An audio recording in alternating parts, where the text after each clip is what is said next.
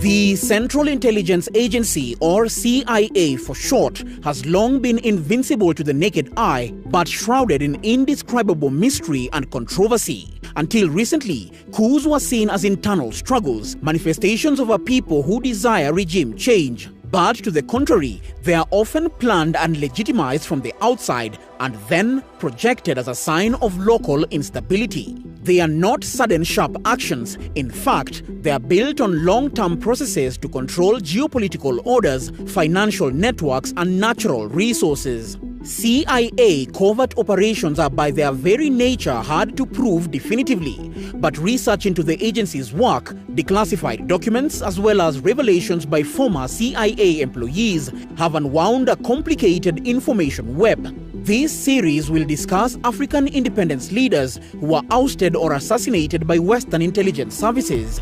Congo's Patrice Lumumba's death in 1961 followed on from that of opposition leader of Cameroon, Félix Moumi, poisoned in 1960. Sylvanus Olympio, leader of Togo, was killed in 1963. Mehdi Ben Barka, leader of the Moroccan opposition movement, was kidnapped in France in 1965 and his body never found. Eduardo Mondlane, leader of Mozambique's Frelimo, fighting for independence from the Portuguese, died from a parcel bomb in 1969. And of course, Ghana's Kwame Nkrumah. This decade is the decade of African independence.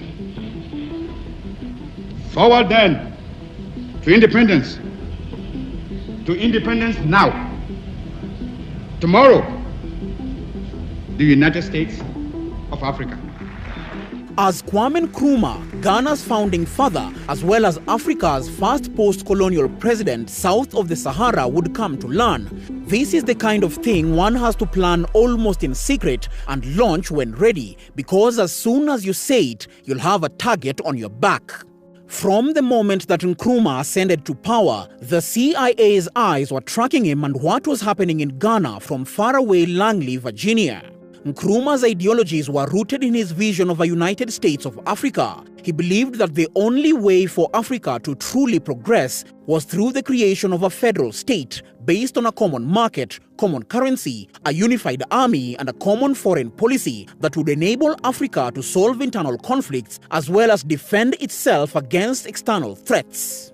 Ghana's independence from British colonial rule in 1957 was not only significant for Ghana, but also for the rest of the continent.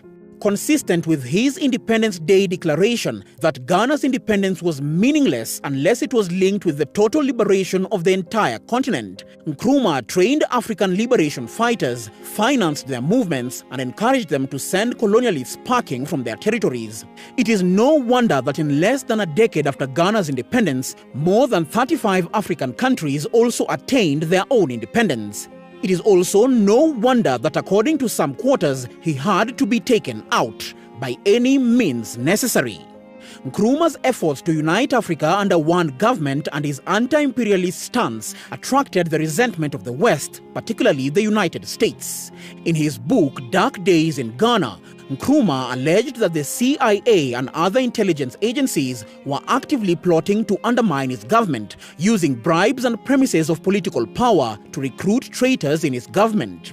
Although his critics dismissed these claims as delusional, declassified documents later proved that the CIA had orchestrated the plot to get rid of the man who, according to the files, did more to undermine American interests than any other black African. The US government was determined to get rid of Nkrumah before he managed to unite Africa under one government. They worked with senior Ghanaian military and police officers, supported by British and American diplomats and intelligence officers who provided long-term planning, financing, and logistical aid to mastermind Nkrumah's ouster.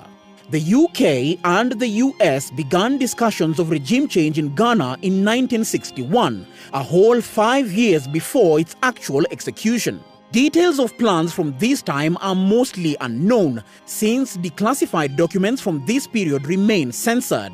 According to the US State Department at the time, Nkrumah's overpowering desire to export his brand of nationalism unquestionably made Ghana one of the foremost practitioners of subversion in Africa. He resisted economic policies proposed by the International Monetary Fund and reasserted by the World Bank. He was patron to a Bureau of African Affairs, which allegedly had agents supporting nationalist and opposition movements across Africa, like the Ivory Coast, Upper Volta, now Burkina Faso, Niger, Togo, Senegal, Cameroon, Liberia, and Nigeria, with the ultimate goal of assisting more radical leaders to get to positions of power. He even mounted an offensive against apartheid South Africa, providing money and training to the military wing of the African National Congress. In the years leading to the coup, Washington withheld loans to Ghana and worked to lower world cocoa prices through stockpiling in order to deprive Nkrumah of much-needed foreign exchange. U.S. Ambassador Franklin Williams, one of the first African Americans to be ambassador, had presented his credentials to Nkrumah on January 17, 1966, a few weeks to the coup. But before taking up his position, he exchanged private correspondences with friends, bragging that he would soon be running the country. Williams' associations with U.S. intelligence and the coup were a more disturbing brand of betrayal, considering Nkrumah's Pan-Africanism and his call for Ghana to be a haven for black artists, thinkers, and leaders. 3 weeks to the coup, an editorial in The Spark, a newspaper founded by Nkrumah, asked why the U.S. would send an African-American ambassador to Ghana when they did not support racial equity in their own country and would surely not send a black ambassador to a European nation.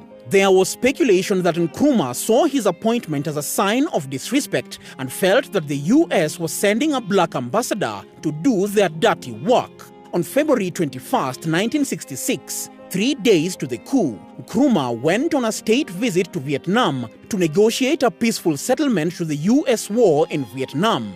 The United States had encouraged him to go on the diplomatic mission and indeed promised to halt the bombing of North Vietnam in order to ensure his safety. Meanwhile, back home, a group of 600 soldiers stationed in the northern part of the country was ordered to start moving south to Accra, a distance of about 435 miles or 700 kilometers.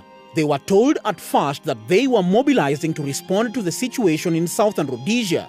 When they reached the capital, the coup leaders told the soldiers that Nkrumah was meeting with Vietnam President Ho Chi Minh in preparation for a deployment of Ghanaian soldiers to the Vietnam War. Later, the soldiers were told they were going to be deployed in southern Rhodesia, now Zimbabwe, to fight against the white government of Ian Smith. So the coup plotters riled up the soldiers and justified their takeover by charging that Nkrumah's administration was abusive and corrupt. They explained that they were disturbed by Kwame Nkrumah's aggressive involvement in African politics and by his belief that Ghanaian troops could be sent anywhere in Africa to fight so-called liberation wars, even though they never did so. Above all, they pointed to the absence of democratic practices in the nation, a situation they claimed had affected morale of the armed forces. The soldiers were divided up and led to capture various key government installations. The State Broadcasting House and the International Communication buildings were captured quickly. The heaviest fighting broke out at the Flagstaff House, which was the presidential residence. But when Colonel E.K. Kokota threatened to bomb the presidential residence if resistance continued, Nkrumah's wife, Fathia Nkrumah, advised the guards to surrender. The coup leaders informed the public of the regime change over the radio at dawn on February 24, 1966. On the ground, senior officials of the Ghana army carried out the coup as the U.S. intelligence agency pulled the strings and called the shots from behind the scenes. The coup statement over the radio was as follows: "Fellow citizens of Ghana, I have come to inform you that the military, in cooperation with the Ghana police, have taken over the government of Ghana today. The myth surrounding Nkrumah has been broken. Parliament is dissolved and Kwame Nkrumah is dismissed from office. All ministers are also dismissed. The ruling Convention People's Party is disbanded with effect from now. It will be illegal for any person to belong to it." On the other side of the world in Vietnam, a 50-man entourage accompanying Dr. Nkrumah ended up deserting him. A CIA telegram informed Washington of the coup and said the coup leaders appear to be implementing the plans they were reported earlier to have agreed on for the immediate post-coup period. According to the military, 20 members of the Presidential Guard had been killed and 25 wounded. Others suggest a death toll of 1,600. Whatever the number of the dead, it was far from the bloodless coup reported in the British press. After the coup, Nkrumah went into exile. He sought refuge from his close ally, Sékou Touré, the president of Guinea, who made him an honorary co-president of that country. An ex-CIA whistleblower stationed in Africa, John Stockwell, made comments about the role of the CIA in Nkrumah's downfall. Part of his account said, Howard Bain, who was the CIA station chief in Accra, engineered the overthrow of Kwame Nkrumah. Inside the CIA, it was quite clear. Howard Bain got a double promotion and was awarded Intelligence Star for the overthrow of Kwame. The magic of it was that Howard Bain had enough imagination and drive to run this operation without ever documenting what he was doing, and there wasn't one shred of paper that was generated that would name the CIA hierarchy as being responsible. While Nkrumah's policies were seen as socialist-leaning and aligned with communist interests, his government did not take direct orders from the Soviet Union or China. In fact, he often criticized the Soviet Union for not doing enough to support African liberation movements. It became obvious when Nkrumah started promoting the African personality as a theme for self-governance. Under the purported lack of democracy excuse, they overthrew Nkrumah, which sent Ghana into a tailspin for decades. So, did conditions in Ghana get better after Nkrumah? This is the question that is never asked. Then consider this irony. We are to assume that the US and the UK had so much love for Ghana that they had the moral obligation to free her of Nkrumah's tyranny. Did the coup and the many others that followed result in achieving the ideals that were purportedly lacking under Nkrumah? Instead, we saw a culture of military brutalities and parades of military-style executions. After the coup, the International Monetary Fund rubbed salt to injury by sending a delegation to Accra to tell the military junta to discontinue Nkrumah's industrialization program, which they did. And as a reward, some of them got airports named after them. The US Embassy had long played up Nkrumah's alleged economic mismanagement and poor human rights record, although it tolerated a higher number of political prisoners among the military junta which succeeded him and worse economic outcomes. The National Liberation Council that took over worked towards privatization of state-owned businesses, enabling the restoration of foreign dominance over Ghana's economy, as the country was reoriented towards the West. Ultimately, the coup was orchestrated because Nkrumah was seen as a threat to Western economic interests, as they feared he would nationalize resources. The Americans had invested a lot in the Volta Dam and felt that if this project did not succeed, they would lose money and international credibility. They wanted the project completed while minimizing Nkrumah's power. US foreign affairs officials interpreted Nkrumah's policies in the context of Egypt's nationalization of the Suez Canal, the subsequent Soviet funding of the Aswan High Dam, and the 1964 Panama Canal crisis that threatened American control of the waterway. Nkrumah's sponsorship of anti-imperial causes around Africa was understood by Western powers as destabilizing rather than supporting American democracy. His role as a key member of the non-aligned movement, which aimed to chart a viable third way, could only be seen by binary-thinking Cold War politicians as anti-Western. US foreign policy in Africa was primarily driven by anxiety about the threat of Soviet and Chinese interests. Africans became ciphers, illegible, except in how they could help unravel communism. US foreign affairs and intelligence officials discussed using psychological warfare to isolate Nkrumah and turn public support away from him. It is striking that mid-level US and British agents felt they had the moral and political right to assess an African regime's right to exist. The lives and interests of people, particularly black people, in a sovereign country were insignificant. Nkrumah firmly believed that political independence was meaningless without economic independence.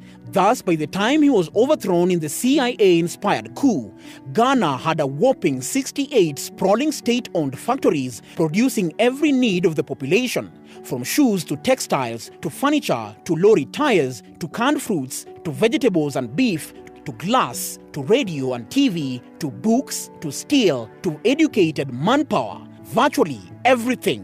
Nkrumah wanted to industrialize Ghana within a single generation, and everything was on course until the powers that be used some disgruntled, self-serving Ghanaian soldiers to stage that coup that slow-rolled Ghana's progress. It was a major setback, not only for Ghana but the whole of Africa.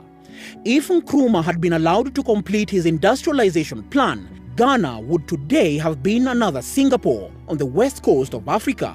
However, we are left with nostalgia, only to wonder what might have been if Dr. Nkrumah was never overthrown. Let me know in the comments if you like this type of deep dive long analysis, and if you liked the video and you're open to having some better understanding of Africa, consider liking it and subscribing to Reason Africa.